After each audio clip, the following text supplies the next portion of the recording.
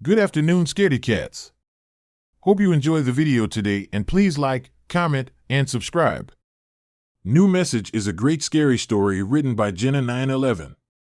It's the creepy and disturbing tale of a girl, a stalker, and a mobile phone. When I was 16 years old, I got my first cell phone. It was a normal flip phone, one that blinked red when I had a new text message. The first time I got one of the messages, I didn't think much of it. Him, I love you. Me, I think you have the wrong number, sorry. LOL. Him, no, I love you. Me, really? Well, who are you? Him, your true love. I showed the message to my friend Kirsten. She just laughed and shrugged her shoulders. I didn't reply to the mysterious man's text message and promptly forgot all about it. I figured the poor guy had probably been trying to date some girl and she gave him a wrong number to get rid of him. When I was 17 years old, I got a new BlackBerry phone, which still had the red blinking light for new messages. I also got my first boyfriend. His name was Todd. One day, in the middle of class, I noticed the red light blinking inside my purse. Making sure the teacher wasn't looking, I pulled out my BlackBerry, held it under my desk, and read the message. Him, where have you been? Me, who is this?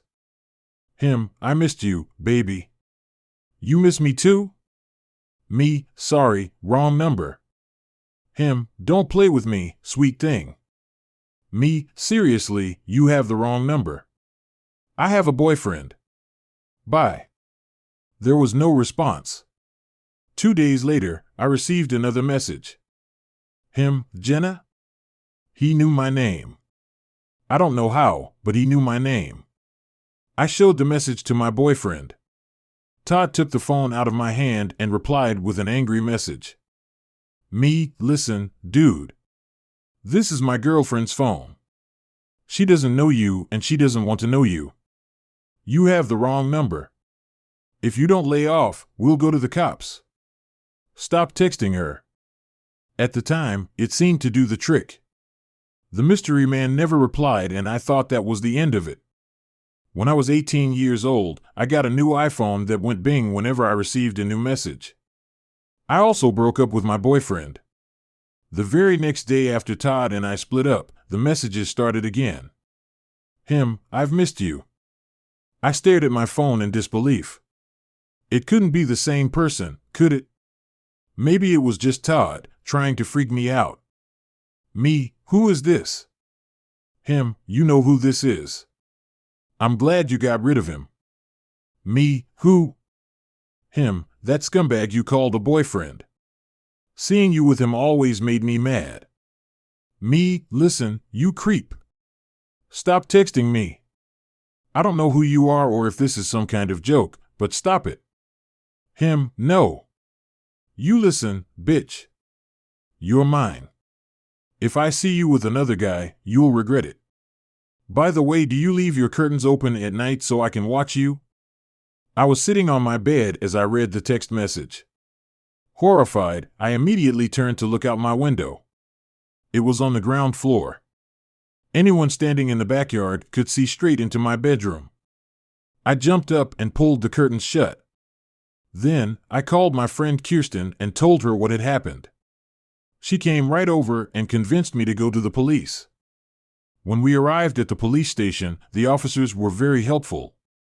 I showed them my phone and they managed to track the man's number. They ended up finding a battered old BlackBerry phone in an abandoned building about 2 blocks from my house. There was gooey stuff all over it, as well as on the floor. The phone was registered to a man who had gone missing a few months before. He had still not been found. I changed my phone number and, for a month or so, everything was fine. One night, I went to a party at a friend's house. A lot of the guests were playing drinking games and quite a few had passed out on the couch or were throwing up in the bathroom. At the end of the night, I realized that my purse was missing. I went around the house, searching for it everywhere, but I couldn't find it. I saw Kirsten coming out of the bathroom and begged her to help me find my purse. We eventually went outside and found my purse lying on the front lawn. All of the contents were scattered around in the grass. We started gathering everything up. Luckily, all of my money and credit cards were still there. The only thing that was missing was my lip balm, which I honestly couldn't care less about. I figured one of the drunk girls had probably been rummaged through my purse to borrow some lip balm and had accidentally spilled everything out. Kirsten and I decided to call a taxi, but when I took out my phone, I realized that someone had been using it to send a bunch of text messages. The last text was just a bunch of gibberish. I had an uneasy feeling in the pit of my stomach as I scrolled through the messages. I was right. Some drunk girl had been playing around with my phone. She had answered messages posing as me. A whole conversation had taken place. Him, hey sweetie. Haven't talked in a while. Her, you are right. Sup sexy? Him, how are you? Her, GD, you? Him, I'm just sitting here thinking about you. I missed you. Did you miss me? Her, LOL. You are funny. Where are you? Her. Him, you know I can't tell you that. You already went to the cops once. Her, cops? Him, you think I didn't know? It took me a while to forgive you for that. Almost as long as it took me to find your new number. Did you miss me?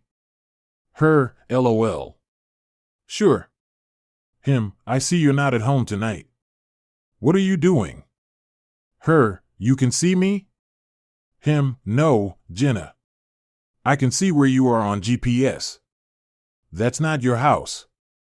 Her, at friends. Drinking. Him, are you drunk? Wait there. I will come and pick you up. 9 minutes later, the girl finally replied. Her, okay sorry I J/K. This not Jenna, I found her phone. Him, you stole Jenna's phone? Her, no. Borrowed it. Him, I'm coming there right now. What have you done with Jenna? Her, nothing. Don't come here. You're creepy. Him, I'll kill you if you hurt her. Him, answer me. You better not have hurt her. Him, bitch, you're dead. Her, is that you in that red car? Her, dude, you're creepy. I'm going inside. Her, WTF? Was that you? Her, K-stop. I'll leave the phone. There were 3 more text messages like this, with letters and symbols, as if someone had mashed the keyboard with their fingers. As I finished reading, the phone vibrated in my hand. Him, Jenna. Hope you found your phone and purse okay. I have the bitch that tried to steal them. Don't worry, she won't bother you again. Your lip balm tastes so good. I can't wait to taste it off your lips. I burst into tears and immediately called 911, trying to explain the gravity of the situation. A patrol car arrived about 10 minutes later and the police officers found me sitting on the front lawn, sobbing. Kirsten was trying to comfort me and a bunch of partygoers gathered around me, trying to figure out what was happening. There was a man and woman officer. The man was older and bald, but the woman looked only a few years older than me and looked worried.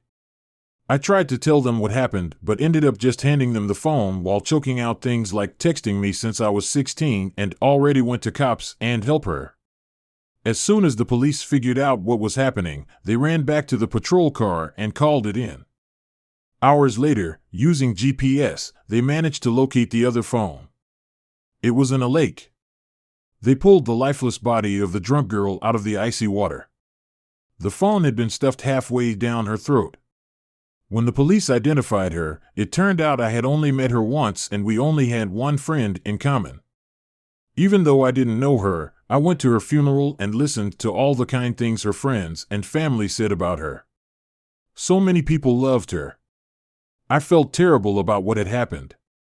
The guilt was unbearable, and even though everyone told me it wasn't my fault, I still blamed myself. The stalker had made me feel completely vulnerable. I was afraid that he would keep on finding me. It seemed like the nightmare would never end. I changed my number again, then I moved house. A good friend of mine, a guy called Matt, had a 2-bedroom apartment and was looking for a roommate. I thought that would be the safest option. For a while, it appeared that my life would go back to normal. However, a few weeks ago, the messages started again. In the early hours of the morning, my phone buzzed. I reached for it and read the text with tired, haunted eyes. Found you. I stared at the screen, unable to move for a few minutes. Aren't you going to say hello? Bitter tears started rolling down my cheeks. You know I hate to see you cry. I froze. For a few moments, I didn't breathe. I didn't even blink. Slowly, I turned my head and stared in horror at my bedroom window. Outside, on the fire escape, stood a man. He was dressed in black from head to toe and silhouetted against the street light behind him. All I could see clearly was the palm of his hand, pressed against the window. His hot breath was fogging up the glass. I didn't wait to see what would happen. Jumping out of my bed, I ran down the hallway and burst into Matt's room, screaming at him to call the police. He was jolted out of his slumber. "Jenna, what is it?" he asked. "The man I told you about." I shouted in terror. "The stalker. He's here. Outside my window. Call the police." He was too stunned to move. I grabbed his phone and called the police myself. As I explained what had happened, my roommate's eyes grew wide. He reached into his closet, grabbed a baseball bat, and set off down the hallway. I tried to call him back, but he didn't listen. His footsteps came to a stop and I heard angry voices and the sounds of a struggle. Then, there was a sickening thud. It sounded like wood colliding with something hard. A muffled voice shouted my name. I wasn't sure who it was. I heard someone moaning in pain, followed by a loud thud. Then the entire apartment was eerily silent. "Matt?" I yelled. There was no answer. I crept out of his room and as quietly as I could, I made my way towards the kitchen. Grabbing a butcher knife from the kitchen drawer, I pressed myself up against the wall and tried not to make a sound. In the doorway, I saw a large shadow appear. It was the silhouette of a man. He looked much larger than Matt. "What do you want?" I screamed. "I already called the police. They're on their way." The man just chuckled. A quiet, menacing chuckle. Then he started walking towards me, and I could hear him muttering my name under his breath over and over again. "Jenna, Jenna, Jenna, Jenna, Jenna." I didn't move. There was nowhere left for me to run. He came right up to me, and his face was inches from mine. He was older than I thought he would be, his dark beard streaked with gray. His eyes were hollow, with large black circles underneath. His teeth looked like they were rotting in his mouth. I was holding the knife behind my back.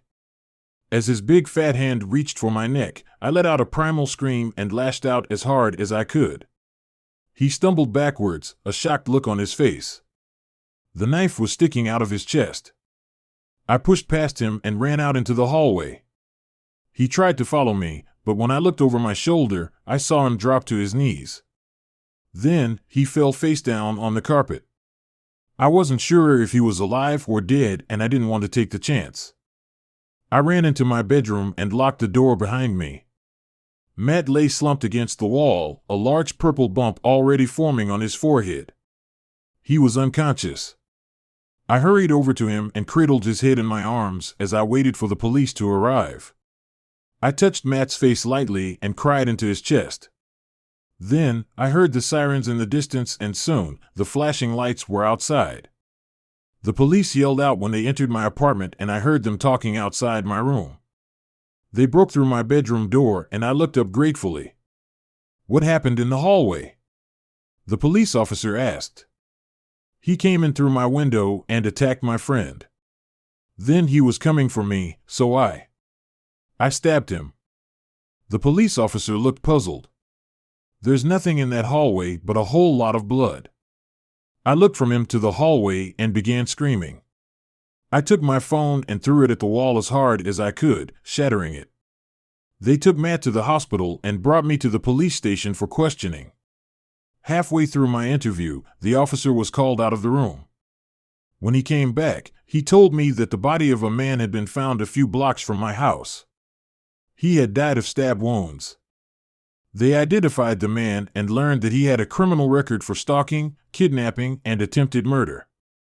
They broke into his house and found one room completely dedicated to me.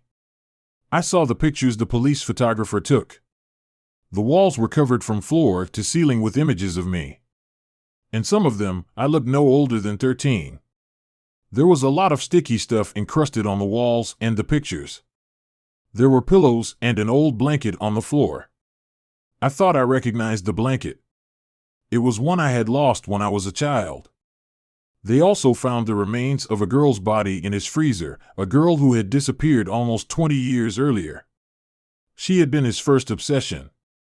He was 48 years old when I killed him.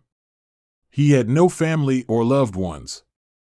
He had lived like a hermit for most of his life. Matt got out of the hospital a week ago. He has a fractured skull and 3 broken ribs. We moved into a new apartment, one with an alarm system and reinforced windows. We're also officially boyfriend and girlfriend. I don't have a phone, and I don't know if I will ever get one. Whenever I hear the sound of Matt's phone ringing, it sends a shiver down my spine.